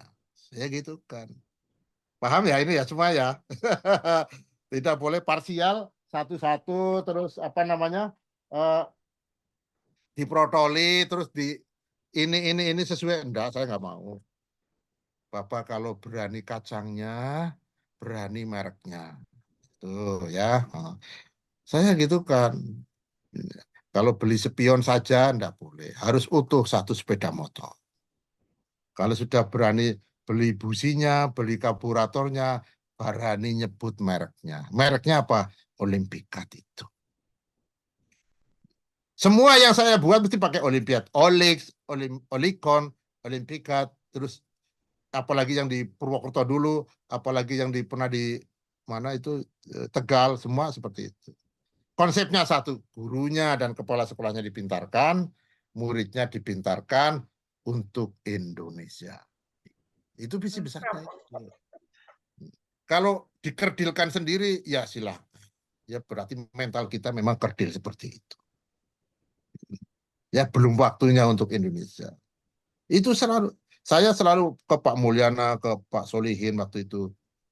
Kita gunakan waktu sebanyak mungkin berkarya di Muhammadiyah, Pak Mul, Pak Solihin, untuk Indonesia. Ingat, untuk Indonesia. Saya selalu begitu. Tanpa Indonesia merdeka, sulit akan ada Muhammadiyah.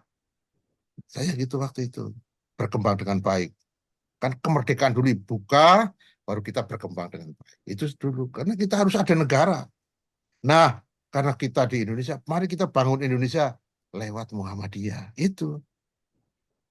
Contohnya Mas Iwan. Ada wali murid datang. Daftar. Terus, apa Mas Iwan nanya? Bapak ini Muhammadiyah atau bukan? Pernah nanya gitu? Ya, tidak, Bro. Iya, nah itulah saya Islam rahmatan lil alamin, ini Muhammadiyah rahmatan lil balad al Indonesia.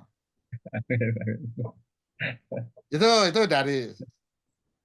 Tapi biarkan saja semua akan menjadi sejarah panjang kita semua jatuh bangun. Kita ingin merasakan apel saja ya boleh. Kita ingin merasakan buah Indonesia seluruhnya juga boleh. Itu pilihan. Itu Mbak Nidaul ya. Tentu dengan jerih payah jatuh bangun tidak langsung bilang sukses juga tidak. Semua ada jatuh bangun. Munculnya sekolah-sekolah pucang yang besar-besar, Gondang Legi, itu dari produk-produk seperti itu. Gondang Legi untuk Indonesia, pucang untuk Indonesia. Itu saya setiap menyambut ke wali murid, Bapak Ibu semua, ini adalah sekolah milik kita bersama. Tidak pernah ngomong ini, Bapak Ibu ini sekolah Muhammadiyah, saya nggak pernah ngomong itu. Bapak Ibu ini sekolah kita milik bersama, mari kita besarkan bersama untuk negeri yang kita cintai. Mengapa saya tidak berani ngomong Muhammadiyah? Saya percaya mesti ada donatur yang bukan dari Muhammadiyah. Sekolahnya Mas Iwan, di total harga berapa? Ayo, 100 miliar misalnya, 200 miliar. Saya mau tanya, ada nggak uang dari 200 miliar itu yang bukan dari warga Muhammadiyah? Ada nggak? Kira-kira ayo tanya saya. Ayo, saya mau tanya. Mesti ada itu. Mesti ada. Nah, saya mau ngomong sekolah ini miliknya Gusti Allah kan tidak pantas lah. Nanti dikira apalah kan ya. Kok terlalu umum sekali ya ini milik bangsa Indonesia. Gitu kan. Gusti Allah itu maha kaya, maha segalanya. Jadi kalau ini sekolahnya milik Gusti Allah, mari kita kan ya ini milik bangsa Indonesia. Barang-barang ayo kita. Ya kebetulan Muhammadiyah itu dipasrai untuk ngurus. Seperti itu loh Direktur Bank. Bapak Ibu, mari kita besarkan. Ini milik Bapak Ibu juga loh. Artinya apa? Bapak nabungnya di sini. Artinya gitu kan? Artinya ini milik bangsa Indonesia loh Bapak Ibu. Artinya putra-putri Bapak Ibu sekolahkan di sini, kan artinya itu. Ini. Sekarang kan banyak merenung nih Pak Jamaluddin nanti merenung, Mbak Yuni merenung, Bu Herianti juga merenung, semua merenung itu. Kalau Bu saya Herianti pelan-pelan nanti ya, Prof. ya Pelan-pelan. pelan-pelan untuk itu Sekarang butuh ini waktu. banyak adjustment, jadi harus pelan-pelan. Iya, Saya mengakui itu kehebatan Prof. Imam. itu Tapi butuh amat 100 tahun, butuh 100 tahun. Jadi abad ketiga nanti Muhammadiyah baru. ya, Prof. Ustaz Iwan ya, Ustaz Iwan. Besok akan ketemu saya tanggal 22. Amin, Bro. Amin, Bu.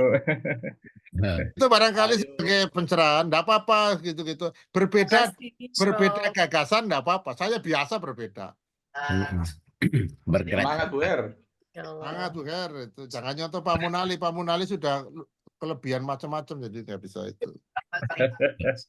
Masya Allah, Prof. Imam. Amin. Itu aja dari saya hari ini. Saya ya Pencerahannya luar biasa. monggo silakan ini saya rileks di hari ini karena hari ini saya selesaikan kemarin semua. Lu ada Dwi Astuti, buat Dwi dari mana? Saya Sragen, Prof. Oh, Sragen. Nggih, Prof. Nggih. Monggo. Bu Ari, Saya mau Bu kunjungi Ari ya, kok Prof. melamun. Bu Ari kok melamun. Saya merenung. Ada Mas Prof, Dwi. Prof Imam, mohon izin saya materi ya, Prof. Nggih. Monggo, Nggih. Bunda. Nggih. Terima kasih. Assalamualaikum warahmatullahi wabarakatuh. Saya mengikuti kajian ini baru 2 hari, 2 kali mendapat link dari Mbak Izu. Saya betul-betul apresiasi untuk Prof Iman. Saya tadi menyimak dengan tersenyum dan juga tertawa dan juga menangis gitu ya. Betul-betul hati ini tersentuh. Prof Iman luar biasa, semua saya memberikan apresiasi. Prof Imam manusia paripurna ya.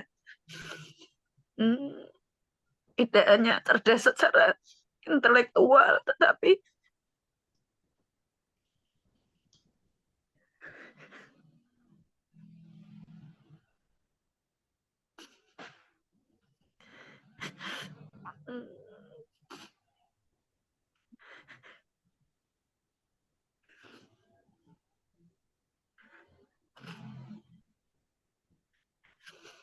saya yang menyimak kemarin.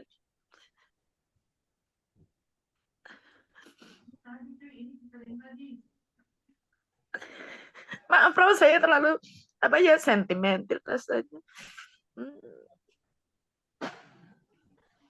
Saya lanjut besok aja Prof. Yang jelas saya apresiasi dan terima kasih bertemu di komunitas ini. Semoga sehat selalu Bu Dwi ya. Amin Prof, amin. Amin. Masya Allah, Bunda Dwi, sehat selalu. Terima kasih apresiasinya untuk Prof. Imam dan Aira Society. Ibu Bapak yang kami hormati, ini tadi sepertinya masih ada pertanyaan dari Bunda Retno, J. Bunda Retno tadi, J. Kalau Bunda Nidaul sampun, Bunda Retno, Mbak Menawi masih akan menyampaikan J. Masih di Bunda Retno kalau jam sekian biasanya ke pasar. Terlempar Bunda. Oh iya. Pak Iwan, Bu Ari mungkin juga memberikan tanggapan mungkin 2 kalimat karena beliau juga salah satu perintis dan sekaligus pelaksana salah satu karena tadi bahasanya kan untuk sosial. Nah, ingat Antapani juga pernah menjadi saksi sejarah kebesaran sebuah proses terkait dengan Olimpiade. Mungkin di samping tadi yang saya tanya bagaimana bersosial di lingkungan yang sudah sangat eksklusif seperti Bandung itu Pak Iwan. Monggo. Monggo Ustaz Iwan. Terima kasih Prof. Saya menikmati apa yang tadi disampaikan oleh Prof. Satu kebahagiaan buat saya bisa mendapatkan berbagai hal terkait dengan makna sosial Prof ya. Dan insya Allah mudah-mudahan tadi juga disampaikan terkait dengan Olimpiade yang harusnya menjadi wadah memajukan apa namanya tadi kata Prof itu bagaimana keberadaan kebersamaan itu bukan menjadi tempat bersaing sesuatu yang tidak apa ya namanya tidak sama gitu tingkatannya. Saya kira dulu pernah kita melaksanakan Olik Prof ya di Bandung. Wah, Saya iya kira itu. Oh, keren banget itu. Olik Aduh. dan kemarin banyak Prof yang menyampaikan pandangan secara langsung jujur begitu dari para peserta Olimpiade bahwa jauh sekali antara Olik dengan Olimpiade kemarin katanya gitu Bro. Oh gitu ya. Karena Betul. kita karena ketika Olik kita menggunakan stadion yang belum pernah diresmikan, bahkan stadion yang baru dibangun tapi bisa kita gunakan dengan berbagai bagaimana kita bisa membangun kerjasama, saling tolong menolong, saling ta'awun dengan pemerintahan Provinsi Jawa Barat pada saat itu, Prof. Untuk Olimpiade kemarin saya kira agak sedikit mungkin berbeda dengan Olik, dan saya kira banyak orang yang memberikan masukan pada saya pribadi, Prof. Kapan Olik dilaksanakan kembali sebagai sebuah ajang yang tadi Prof sampaikan, mudah-mudahan bisa terwujud katanya. Gitu Prof. Jadi mudah-mudahan Olik yang kelima kalau tidak salah nanti ya Prof ya akan menjadi gambaran betapa kebersamaan dalam prestasi yang tentunya tadi saya juga sudah sampaikan Prof sebenarnya kepada panitia bahwa lomba yang diadakan itu harusnya itu harus seimbang, jadi tidak apple to apple ya Prof ya. Jadi artinya startnya nggak sama gitu Prof. Mau bagaimana finishnya sama gitu, itu saya kira menjadi hal yang agak sulit untuk dibanggakan begitu. Saya setuju itu. Dan tentunya juga tadi di Olimpiade dihubungkannya dengan bagaimana membangun ta'awun, kerjasama itu adalah saya pernah menyampaikan pada saat rapat itu bahwa harusnya ada pemetaan Prof.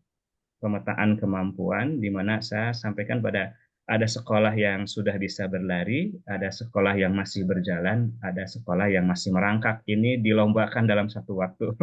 Saya kira itu menjadi hal yang agak sedikit sulit begitu Prof untuk siapa jadi pemenangnya. Sebenarnya begitu Prof. Ini yang menjadi hal yang tentunya ke depan akan dan harus menjadi pemikiran kita semua. Itu mungkin Prof, Pak Munali, hatur nuhun, Bu Arik, hari ini hari yang sangat berbahagia buat saya dan semuanya. Terima kasih. Assalamualaikum warahmatullahi wabarakatuh. Assalamualaikum warahmatullahi wabarakatuh. Waalaikumsalam warahmatullahi wabarakatuh. Terima kasih Ustadz Iwan Kurniawan MAG yang telah memberikan tausiah, memberikan banyak pencerahan hari ini. Luar biasa. Begitu juga dengan Prof Imam Robani. Beliau adalah tokoh yang menciptakan habit ta'aruf di terutama di founder di Aero Society, dan Masya Allah apa yang beliau sampaikan tadi betul-betul menjadi sesuatu yang bisa kami renungi untuk kami terus berupaya bagaimana kita bisa saling ta'aruf, kita bisa saling merangkai simpul-simpul ukhuwah dan silaturahmi, dan kita menjadi saksi. Santri-santri IRO ini menjadi saksi bahwasanya dalam meningkatkan nilai sosial itu telah paripurna diteladankan oleh guru besar kita Prof Imam Robani. Masya Allah, ini semoga menjadi sesuatu yang terus akan kita tingkatkan sebagai bentuk nilai sosial kita ke depannya nanti begitu. Dan beliau Prof Imam ini adalah yang telah menciptakan rangkaian gerbong empowering and enlightening bagi kita semua. Masya Allah, semoga ini menjadi satu pencerahan. Terima kasih Ustadz Iwan Kurniawan, ini semoga menjadi amal baik penjenengan sekeluarga. Dan Ibu Bapak yang kami hormati, yang dirahmati Allah, demikian tadi Mapara pada pagi hari ini. yang telah banyak kita dapatkan pencerahan dan kita dapatkan ilmu sebagai teman kita untuk terus meningkatkan kualitas diri dan meningkatkan kualitas nilai-nilai sosial kita di bulan Ramadan ini. Demikian dari saya, ada banyak kurangnya, mohon dimaafkan. Saya akhirul kalam. Assalamualaikum warahmatullahi wabarakatuh. Saya berikan kepada host kita, Ibunda Yuni Fatmawati dari Jember. Semoga kepada Ibunda Yuni untuk menutup mapara hari ini. Masya Allah, ini di pukul 7 lebih ya, 7 lebih masih 77 partisipan. Ini luar biasa. Masya Allah, semoga menjadi pencerahan dan amal baik kita semua. Dan Allah meridhai keberkahan dan kebaikan di dalamnya. Amin ya rabbal alamin. Semoga Bunda Yuni. Nggih, matur nuwun Bu Hari. Demikianlah rangkaian acara Mapara 3 hari 7 yang sudah kita lalui bersama. Terima kasih atas partisipasi luar biasa, tadi sampai menembus 100 peserta dari seluruh peserta panitia yang sudah sukses menyelenggarakan acara ini. Semoga acara ini dapat tercatat sebagai Sebentar, Mbak Yuni sebentar. ini. Ini kok suaranya seperti pengumuman di itu ya, di stasiun Gubeng Surabaya. Maaf Prof, agak nervous ini sebenarnya Prof. Keren, suaranya keren. Kereta api Argo Wilis akan segera diberangkatkan. Suaranya keren. Suaranya bagus kok. Dari stasiun Tanggul itu, Prof. Oh, stasiun Tanggul ya. Baik, saya lanjutkan kembali. Sebelum kegiatan kita tutup, saya informasikan kegiatan Mapara esok pagi.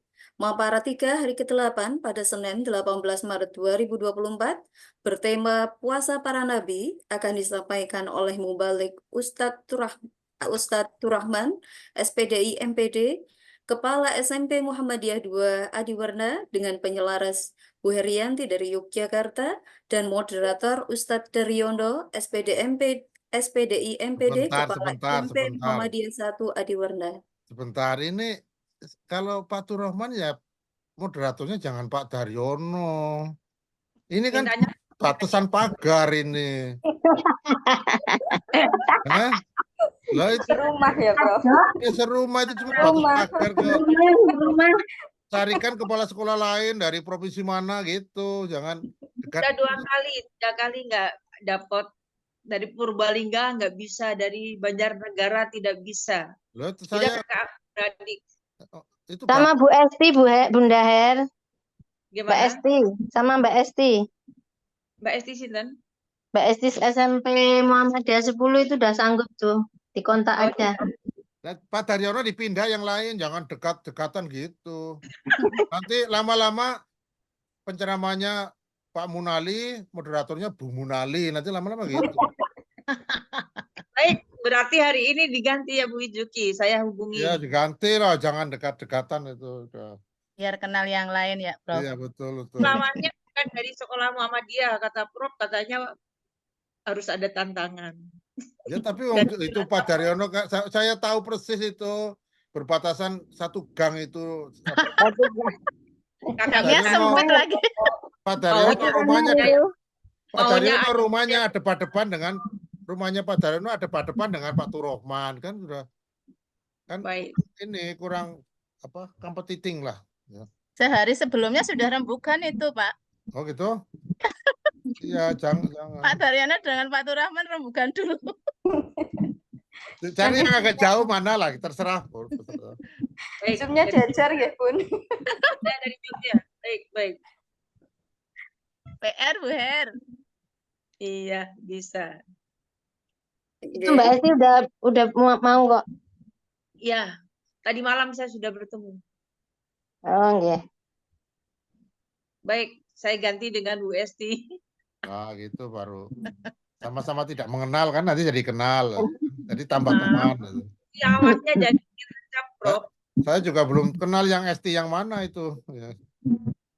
Kenal sama Prof Imam, sering ikut nulis. SMP Muhammadiyah yang menggantikan Pak Endro. Oh gitu. Ya. Belum. Mungkin Nggak tahu. Jadi nggak tahu. Prof Imam. Gitu ya. Saya ganti ya, Prof. J. Diganti Di dah. lawahnya saya penasaran. Ada Oh, yang maunya juara. nanti nyampaikan ke Pak Daryono, diganti Pak Daryono terlalu sudah pinter gitu aja biar seneng. Oh iya itu. Pak Dana ikut di sini, Prof. Pak Dana ikut nguping loh, Prof. Oh gitu ya. Jadi Waduh, ini Bunda saya tidak perlu rekomendasi. menyampaikan itu, sudah langsung dari Prof. Imam. wah ini Pak Ustadz Daryono lah ini nongol ini, aduh. Inilah. Loh, masalahnya Bicara itu kemarin Pak. alasan bukan itu, Prof. Pak Daryono itu dari Purbalingga, Pak Turaman dari Tegal. Nah, karena itu alasannya sebetulnya itu. Nah, tapi kalau sekarang rumahnya berdekatan, nah itu wallahu alam. Itu Sekarang kemarin bisa itu, berubah, Prof. Dia sudah di Pemalang, Prof. Nah, Dia gitu. di Tegal lagi. Aduh. Masih Sama satu ini masih satu Pak Yaya yayasan Julson itu. ini, ya, Pak Ajulsan Kota Tegal. Nanti pematerinya dari Kabupaten Tegal. Sudah beda wilayah, Bro. Ya Oke, sudah. Bedanya Pak Daryono terlalu banyak. Oh, gitu ya. Siap-siap. Bu Najila aja, Bu Najila ya. Jangan. Jangan. Iya, jangan. Mbak Esti aja udah Bunda itu kemarin sudah saya kasih itu. Belum dapat slot itu dia. Tadi malam sudah ketemu. Kita konsisten, Saya siap kepala nggak sekolah. dipakai. Kepala sekolah jangan diganti wakil. Ini kok Betul. konsisten. Beda misinya beda. Kepala Beda sekolah. genre. Beda genre ya, Prof. Iya, Baik, beda Ibu-ibu gender cair, itu. Ibu-ibu cair, Bu host, ini nanti untuk penguatan saja. Jadi akhirnya kemarin ini ada Bu Nurfin enggak mau saya rasani nih puasa-puasa. Itu ada Pak Yai Salma. Iya kemarin sampai Bu Nurfin itu, Prof, sampai ingin untungnya di belakangnya ada tembok. Sampai mau mundur jadi kepala sekolah kalau dipaksa untuk mapara. Nah, itu kan.